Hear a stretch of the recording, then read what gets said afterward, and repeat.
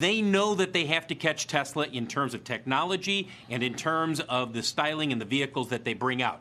And for years, they have sat there and said, trust us, we're going to come out with these vehicles. Well, so far, they have swung and missed repeatedly.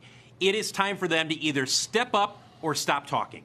Oh, Phil Lebeau. Ladies and gentlemen, a round of applause for Phil, please.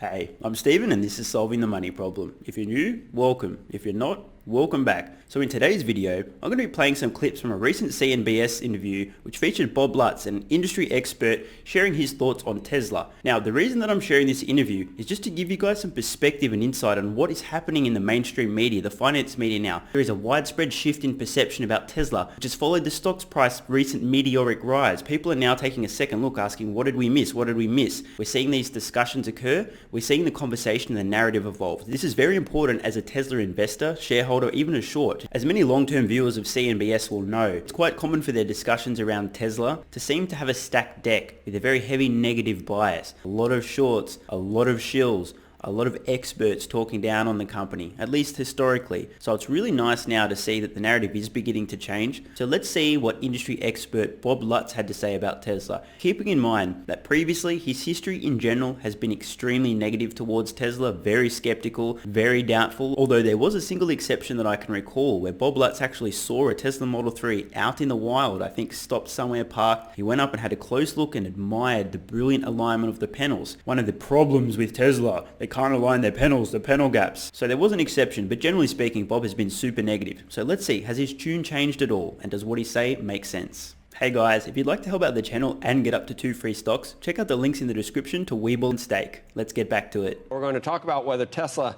is fated to completely dominate the electric vehicle market, or if Detroit's big three can muscle their way in. Joining us for that is Bob Lutz, former GM vice chairman and a CNBC contributor.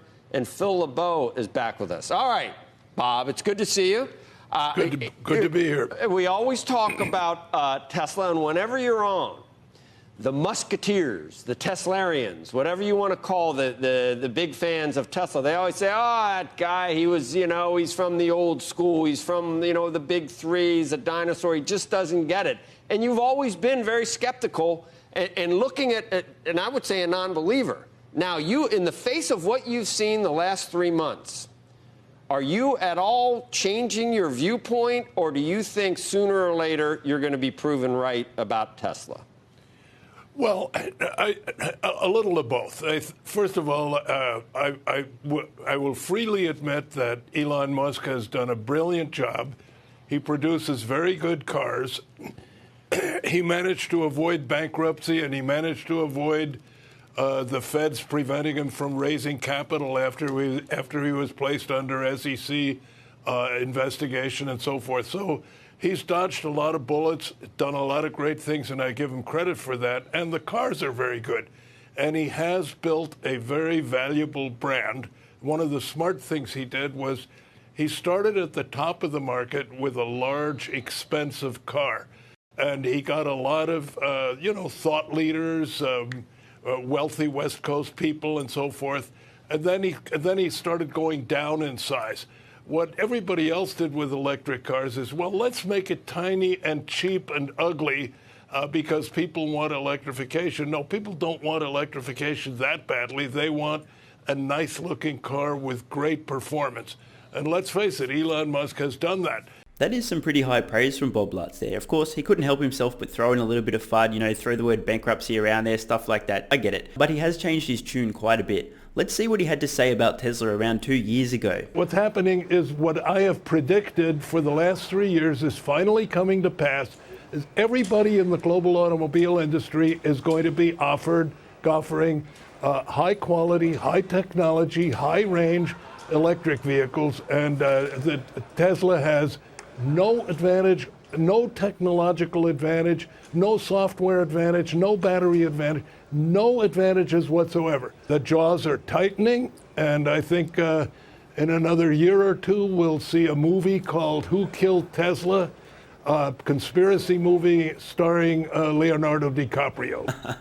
Well, that aged well, didn't it? Now, I'm not showing you guys this clip to poke fun at Bob. I'm actually showing you this to emphasize how much he has changed his tune. from a couple of years ago saying Tesla's on the verge of bankruptcy, soon there'll be a movie about who killed Tesla. Now, he's singing their praises. He's really changed his tune. And because Bob Lutz is so influential in this sort of old school Detroit mindset, now I hate to use the word, but I will. I think that Bob Lutz's change of tune is going to influence the opinions and thoughts of a lot of other dinosaurs in terms of their thinking. We're just like, oh no, this startup company, they don't know what they're doing, mate. Fucking Detroit, manufacturing and shit. Fucking engines. Yeah. Alright, let's continue with Bob's interview from CNBS this morning. The rise in stock price and the fact that Tesla is now worth more than FCA, GM, and Ford combined, is worth more than Volkswagen, is worth more than Toyota, has nothing to do with reality. When you look at reality, Tesla, albeit still alive, is not, I'll say this kindly, Tesla is not a very profitable company that creates a decent return for its shareholders. Tesla is always struggling for profitability. Oh man, where to start? This is so telling of Bob's old school mindset. He's so entrenched in the old way of doing things, including business and running a company, I believe, that he's so skewed towards a company pumping out dividends to their shareholders for their returns. Need to remind you, on this interview this morning, Bob is talking with Tesla stock in the $1,500 per share mark. That clip that I showed you from less than 2 years ago, the stock was in the $200 range. I think that's a pretty reasonable return for investors, but it just shows this old school entrenched way of thinking not only permeates the business itself, but even how it operates and how he perceives a good return for shareholders. Maybe I'm imagining it, but my perception here is that Bob is really just so focused on the fact that Tesla hasn't paid a dividend to shareholders that he sees it as a really crappy investment. Nothing else to add. And yet it's got this huge market cap, and it's referred to as the electric car giant. Well, they may be giants in the electric car business, but annually they do 300,000 cars. 300,000 cars compared to 10 million a year for Toyota, about 8 million a year for GM, FCA, Ford, and GM combined about 20 million a year.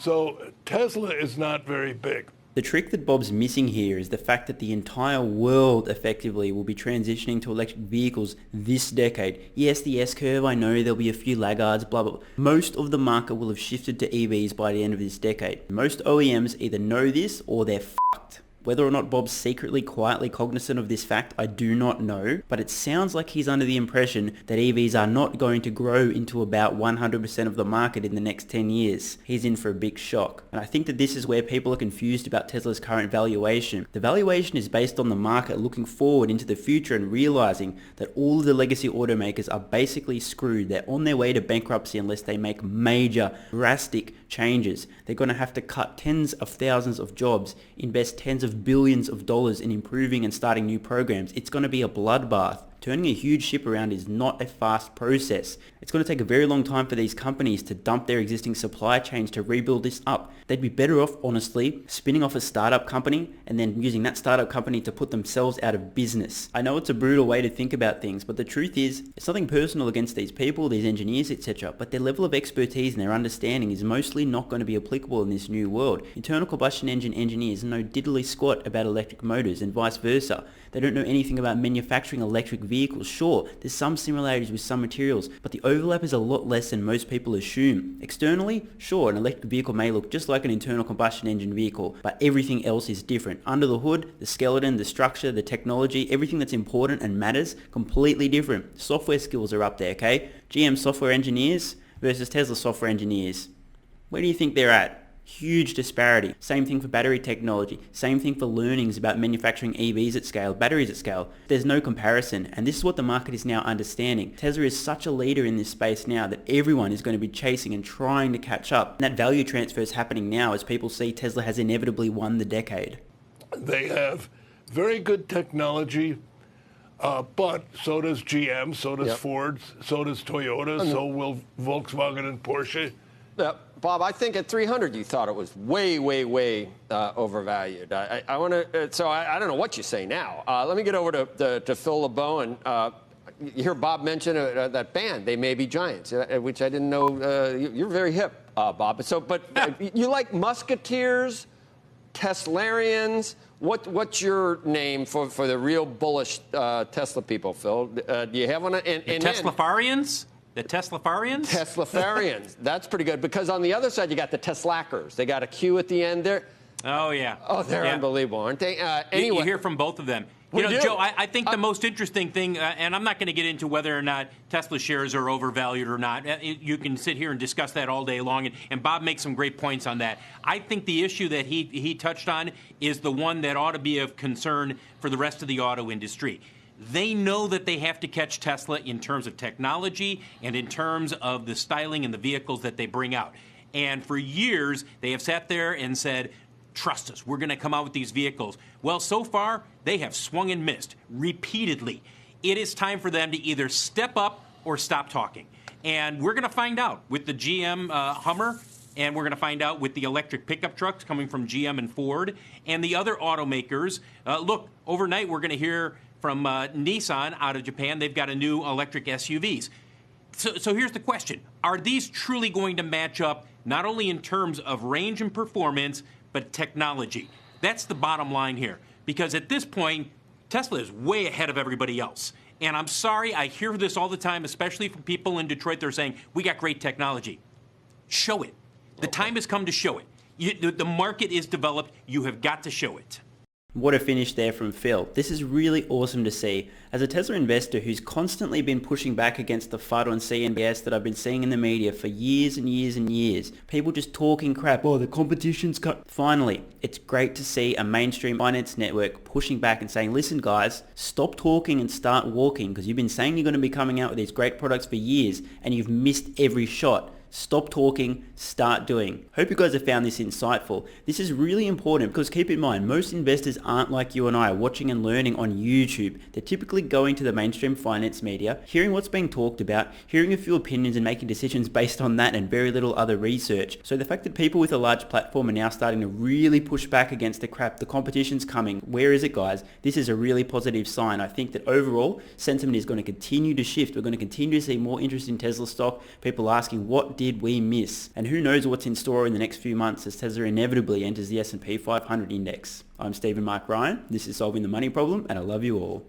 And don't forget your free stocks with WeBull and Stake, links in description. Thanks so much for watching. Let me know your thoughts in the comments below. And of course, if you have any ideas for future videos, let me know. I read all your comments. P.S. If you're still watching, you're awesome. If you'd like early access, exclusive videos, regular Q&As, our private Discord server and more, consider supporting the channel at patreon.com/solvingthemoneyproblem so I can continue creating content for you guys. There's a link in the description. And you can now also become a member of the channel for some exclusive perks. To learn more, click the join button next to subscribe. Either way, the best form of support is you being here and watching, so thanks again.